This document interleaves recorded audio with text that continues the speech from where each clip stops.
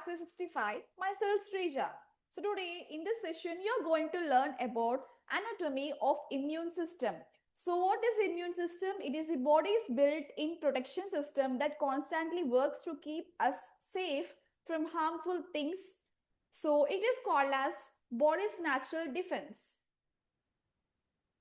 So what is immune system? It is body's defense system. It is a network of organs, cells and chemicals that protect us from anything that can cause disease. So these harmful agents, they are called as pathogens. So which include bacteria, viruses, fungi, parasites, foreign substances like toxins, chemicals, allergens. So anything that is not supposed to be in the body, so your immune system, it tries to find out, fight out and remove it. So immune system is nothing but it is the body's army. So just like an army, here soldiers are immune cells, weapons or antibodies and chemicals. Headquarters are immune organs like the thymus, spleen and lymph nodes. So what is communication system over here? It's a signaling molecules like cytokines. So this army is always on duty, checking every corner of the body for danger. So what are the three main jobs of the immune system? Recognizing threats. So the immune system, it constantly scans the body to identify anything harmful. So the second job is attack and destroy. So once a pathogen is detected, while blood cells attack it, antibodies neutralize it. So special cells, they swallow and digest the bacteria. So the third job is it protects the against future infections. So after fighting an infection, the immune system, it forms memory cells. That this is why you don't get a chickenpox twice. Like vaccines work effectively. So how the immune system keeps up healthy? So it helps you in the preventing infections like skin, mucous membranes and stomach acids. They act as the first barrier to stop the germs from entering. So it helps in fighting germs that enter the body. Like white blood cells, they immediately respond and destroy the microbes before the spread. So this removes the damaged or cancerous cells. So the immune system, it also checks for abnormal body cells. So if a cell becomes cancer, like certain immune cells kill it early. So it also helps in healing wounds. So when you get a cut, the immune system fights invading bacteria, it starts tissue repair and it also builds the new cells to close the wound. So it also helps in forming the memory basis of the vaccines. So memory cells, they remember the pathogens. So next time they enter, the response is faster and stronger. So without the immune system, even a cold could be a deadly. Right. So people will be with a weak immunity. For example, like HIV patients, chemotherapy patients, they get severe infections easily. So the immune system works 24/7 without rest. So it is spread throughout the entire body. So lifestyle affects the immunity like sleep, nutrition, stress and exercise. So immune system, it has no single immune organ. So unlike the heart, circulatory system or lungs, respiratory system, the immune system does not have a single organ responsible for its function. So instead, immunity relies on a network spread across the entire body, including organs, tissues, specialized cells, molecules, and protective barriers. So the immune system is everywhere. Skin, blood, organs, lymph nodes all work together as one huge defense network. So immune system, it is divided into primary or central lymphoid organs, secondary or peripheral lymphoid organs, immune cells and immune molecules and barriers. So what are primary lymphoid organs? Bone marrow and thymus. So secondary lymphoid organs, lymph nodes, spleen, tonsils, adenoids, Peyer's patches, appendix, etc. So immune cells are the blood cells. So immune molecules and barriers like skin, mucus, stomach acid, antibodies, cytokines and complement proteins. So these are all the organs of the immune system which is showing you in this picture. Lymph nodes, appendix, bone marrow, Peyer's patches, spleen, thymus, tonsils and adenoids. So let's discuss about briefly about these lymphoid organs. So coming to primary lymphoid organs. So what are primary lymphoid organs? These are the training centers of the immune system. So these are the places where lymphocytes, the main cells, are produced, developed and also get matured. So these organs ensure that the body makes healthy, fully functional B cells and T cells. So why they are important? Without proper maturation here, so immune cells cannot recognize the germs properly. So they also learn not to attack the body's own cells. So this prevents the autoimmune diseases. So the two primary lymphoid organs are bone marrow and thymus. So what is bone marrow? It is a primary site of blood and immune cell production. So bone marrow is one of the most important tissues in the body for immunity as well as the survival. Now location. So where it is located? It is found inside the bones, especially in the long bones like femur and humerus, in the flat bones like sternum, ribs and pelvis, in the vertebrae like spine and the skull bones. So bones are not empty, right? They are full of soft tissue that produces life-saving blood cells. So what is the structure of bone marrow? So bone marrow exists in two forms: red bone marrow and yellow bone marrow. Right. So bone marrow is a softy and a spongy tissue which is found inside our bones. So it is extremely important because it makes our blood cells and also it supports the immune system. So red bone marrow, it is a hematopoietically active, meaning it produces blood cells continuously. So it produces red blood cells which carry oxygen. It produces WBC cells which fight against the infections, and also it produces platelets which helps in clotting. Now what makes this red bone marrow special? Because it contains hematopoietic stem cells. So these are the mother cells that can create any type of blood cell. So they live in the network of sinusoidal capillaries, which are wide leaky blood vessels that allow new blood cells to enter the bloodstream easily. So where is this red bone marrow found? In children. So almost all the bones have red marrow because children need high blood production. It is also present in adults. So red marrow, it becomes limited to skull, ribs, pelvis, vertebrae, sternum, and as well as proximal ends of the long bones like femur and humerus. So these areas, they remain active throughout the life. Now coming to yellow bone marrow. So what are the characteristics of yellow bone marrow? It is rich in fat cells. So what are fat cells? Adipocytes, the fat producing cells. So this yellow bone marrow, it is less active in blood formation. It primarily functions as a fat storage and an energy reserve. Now what is the special ability of this yellow marrow? During emergencies such as severe blood loss, major infection and bone marrow failure, yellow marrow, it can convert back into the red marrow to increase the blood cell production. So this adaptability, it is a major survival mechanism of this yellow bone marrow. So now what are the functions of the bone marrow?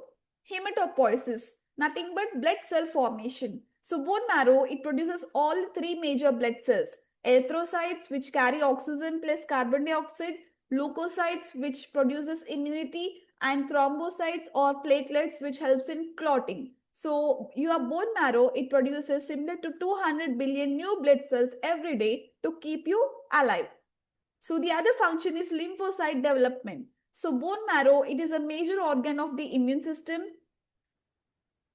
Like it develops both B lymphocytes and T lymphocytes. So B lymphocytes, they mature entirely in the bone marrow, whereas T lymphocytes, it starts developing in marrow, but they travel to the thymus to complete the maturation. So this means the bone marrow is both a blood cell factory as well as a training center for immune cells. So why is this bone marrow clinically important? Because in leukemia, abnormal cells replaces the normal marrow. So bone marrow biopsy, it helps to diagnose the blood cancers as well. So bone marrow transplant, it replaces damaged or diseased marrow.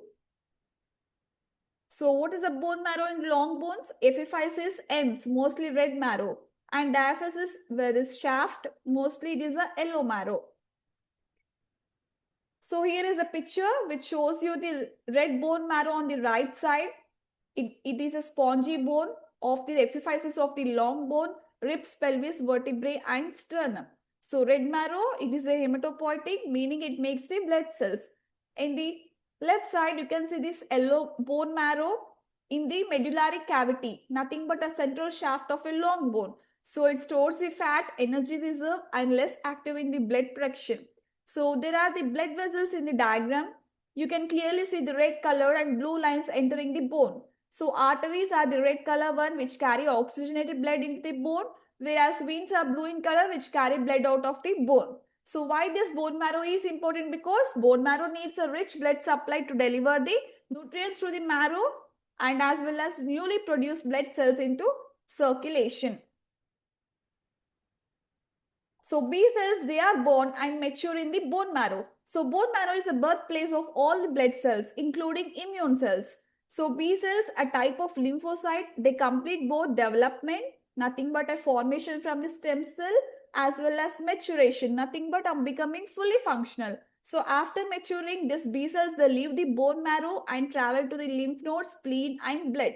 So B cells, they are named as B because they were first discovered in the birds or Fabaceae in the birds. But in humans, their maturation happens within the bone marrow.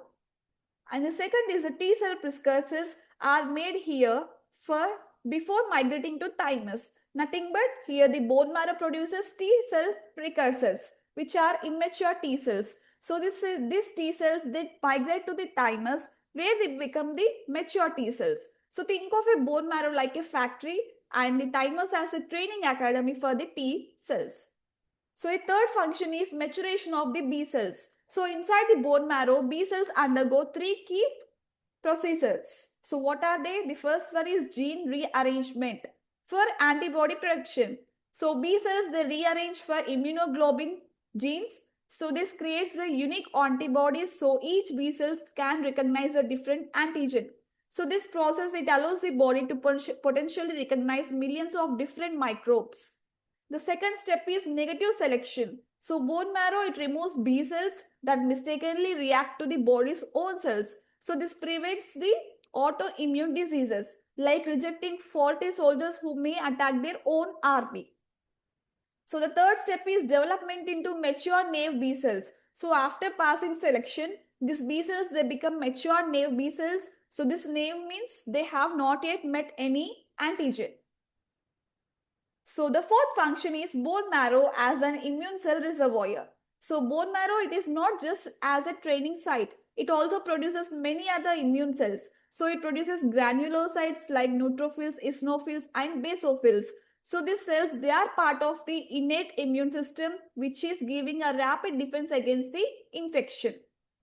So it produces monocytes which become macrophages. It also produces the dendritic cell precursors where these dendritic cells are the most important antigen presenting cells. So they activate the T cells by showing them antigens. And the fifth function of bone marrow is it supports immunity across the life. Nothing but it supports immunity throughout the life like a constant replenishment. So every day bone marrow creates some millions of immune cells to replace the old or dead ones. So it also acts as a storage for memory B cells and plasma cells. So when there is an infection, so after an infection or vaccination, some B cells, they stay in the bone marrow. So this memory B cells, which remember the past infections, and plasma cells, they continuously make the antibodies. So this provide long-term immunity, sometimes lasting a lifetime. Example like vaccines work because memory cells stay in the bone marrow and react quickly if the microbe enters again. So this is about the structure and function of the bone marrow. So next is thymus. So what is thymus? It is a primary site of T cell maturation. So thymus is a very important organ of the immune system. It is like a training school where immature T cells become strong, smart and functional T cells. So where it is located? It is found in the anterior mediastinum in the central chest region. It lies behind the sternum, nothing but the breastbone. So this is also located just above the heart. So in children, the thymus is large and active. After puberty, it slowly shrinks, a process called as involution, and it becomes replaced by fat, but still it continues some T cell production. So what is the structure of the thymus? You can see the picture over here. So thymus, it is a bilobed organ, right, and it consists of right and left lobes. So each lobe, it is further divided into many lobules, many small lobules, like many small compartments. So think of the thymus like a two-story training academy with many small rooms inside. So thymic cortex. So what is thymic cortex? You can see here in this picture, this is thymic cortex. So this is the outer darker region of each lobule. It appears dark on the histology because it is densely packed with cells. So it contains immature T cells which are called as thymocytes. So this is the site of the positive selection. So now what is positive selection? Immature T cells, they are tested to see if they can recognize self-MHC molecules, the body's own identity markers. So only those that recognize self-MHC survive. Others undergo apoptosis, nothing but a programmed cell death. So next part is thymic medulla. So this is the inner lighter region of each lobule here. It's a lighter region, right? So it has fewer cells, so it looks very pale in color. So this thymic medulla, it consists of more mature T cells, dendritic cells, epithelial cells, as well as Hassel's corpuscles. So what happens in the medulla? This is the site of the negative selection. So positive selection happens in thymic cortex and negative selection happens in the thymic medulla. So T cells that strongly react to the body's own cells, they are destroyed. So this prevents the autoimmune diseases. So this is why it is named as a negative selection. So Hassel's corpuscles are present within the thymic medulla. So they are made up of concentrically arranged epithelial cells. Here you can see. So these are made up of concentrically arranged epithelial cells. So what is the function of this Hassel's corpuscle? It has a unique feature. It helps in the maturation of regulatory T cells, which prevents the autoimmunity. It helps to remove dying thymocytes. So now how T cell maturation works? The first step is immature T cells arrive from bone marrow. It enters the cortex. It undergoes positive selection. It moves to medulla. It undergoes negative selection. And then surviving cells become mature T cells like helper T cells, cytotoxic T cells, and regulatory T cells. So they exit the thymus into the blood and lymphatic system. So why thymus is important? Because without the thymus, T cells cannot mature properly and our immune system becomes weak. So body cannot fight infections or cancers effectively. So blood-thymus barrier. So what it is a protective barrier around the thymic cortex made up of capillary endothelial cells, basement membrane and epithelial cells. So what is the function of blood-thymus barrier? It prevents the antigens in the bloodstream from entering the cortex where immature T cells are developing. Now what are the functions of the thymus? Maturation of T cells. So immature T cells, which is called as thymocytes, they arrive from the bone marrow. So inside the thymus, they differentiate into CD4 plus helper T cells, which coordinate the immune responses, and CD8 plus cytotoxic T cells. They kill the virus infected and cancer cells. So this transformation, it happens through a strict training process called T cell education. So the second function is T cell education, selection process. So immature T cells must pass two exams, a positive selection which occurs in cortex and a negative selection which occurs in medulla. So positive selection, thymic cortex. So what happens in thymic cortex? The T cells are tested to see if they can recognize self-MHC molecules. So only cells that can bind just right to self-MHC, they can survive. So others die due to apoptosis. So negative selection which occurs in thymic medulla. Here what happens? T cells that react too strongly to self antigens, they are eliminated. So this stops them from attacking the body's own tissues. So this prevents also the autoimmune diseases. So this is why it has named as the negative selection. So the third function is formation of central tolerance. So central tolerance is the ability to avoid the attacking the body's own cells. So this is the result of positive selection, negative selection, actions of medullary epithelial cells and dendritic cells, and also Hassel's corpuscles which support the regulatory T cell formation. So this process protects us from autoimmunity. Here is a diagram which shows you the cross section of the thymus. So here is a capsule. Here is a capsule which is a tough outer covering of the thymus, and you can see the trabecula which are the extensions of the capsule that divide the thymus into lobules, and cortex, the outer layer, and there is a medulla over here which is a lower lighter area, and you can find the dividing thymocyte. These are the rapidly multiplying early T cells, and also you can find the dead cell which are removed by macrophages,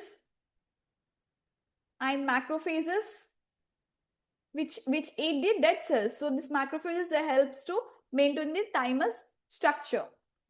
And Hassel's corpuscles are here. This help to form the regulatory T cells as well as blood vessels. So what does this blood vessels do? Which is pink in color.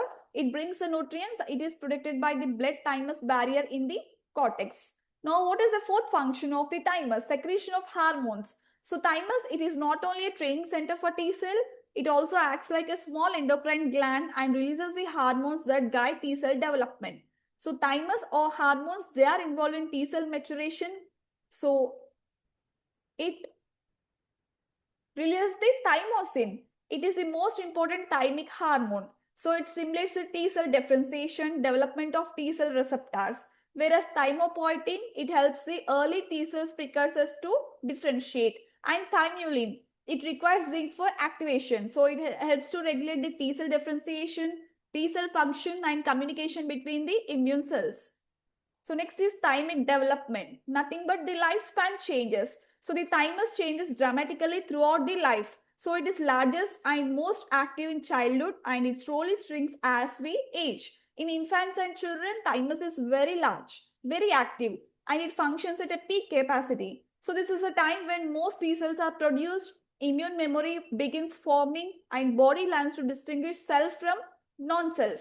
So why is it large in children? Because children encounter many new functions, right? So, and it needs to build immunity quickly. So, because of this, it is large in children. Whereas in puberty, it starts to shrink. So, thymus starts shrinking. The process is called as involution. So, hormones such as sex hormones like estrogen, testosterone, they trigger this shrinkage. So, by the end of puberty, the thymus may lose up to 50% of its mass. And in adulthood, this thymus becomes small and fatty. It is replaced by adipose tissue. So, however, it still maintains the low-level T cell production, maintenance of T cell diversity, and as well as renewal of some immune cells when needed. So, even in the old age, thymus does not completely stop working. It simply slows down.